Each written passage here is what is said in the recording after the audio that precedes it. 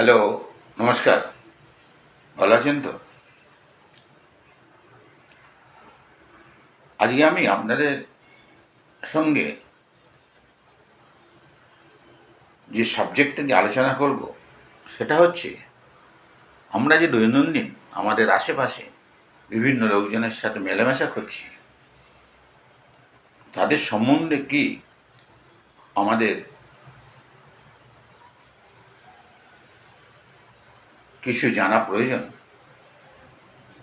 এই ব্যাপারে বিশেষজ্ঞরা বলছেন যে অবশ্যই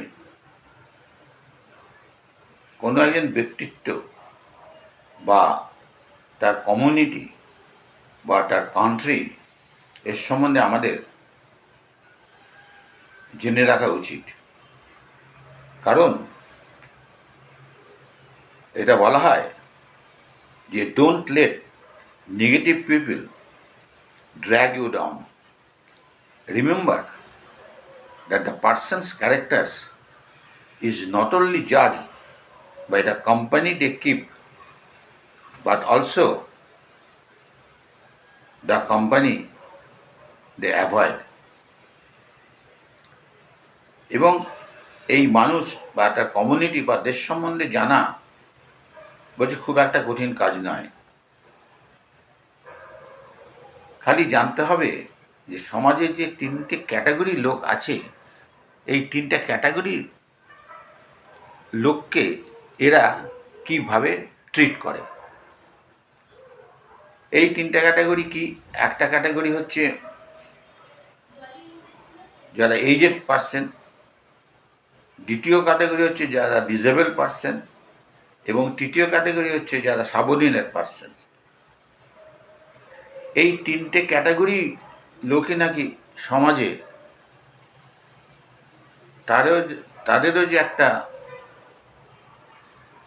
ইকুয়াল রাইট আছে, এইটা তারা কখনো এস্টাবলিশ করতে পারে না।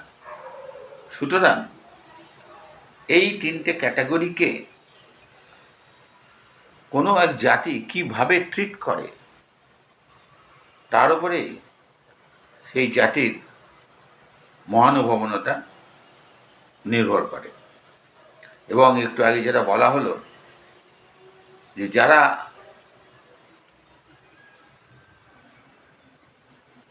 এই ধরনের লোকের সাথে ঠিকমতো ব্যবহার করতে পারে না, তাদের অ্যাভয়েড করাটাই ভালো।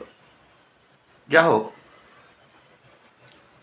আমাদেরও মনে রাখতে হবে যে আমাদের সবসময় উচিত যে সবসময়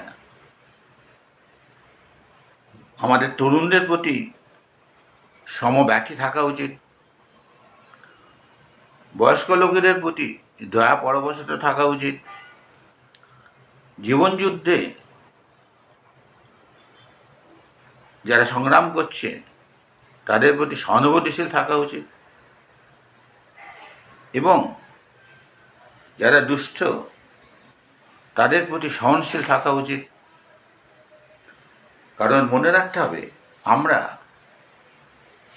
কোনো না কোনো এক সময়ে এই সমস্ত ব্যক্তি যে অবস্থার মধ্যে দিয়ে পার হয়ে এসছে, আমরাও ঠিক সেই অবস্থার মধ্যে দিয়ে কোনো না কোনো এক সময় এসেছি। আজকে আমার ভিডিওটা এখানেই শেষ করছি।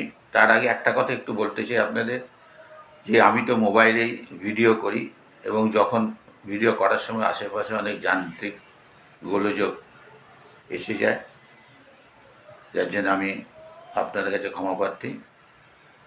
আপনারা এই টেকনিক্যাল বা সাউন্ড প্রবলেমের জন্য আমাকে অবশ্যই ক্ষমা করবেন।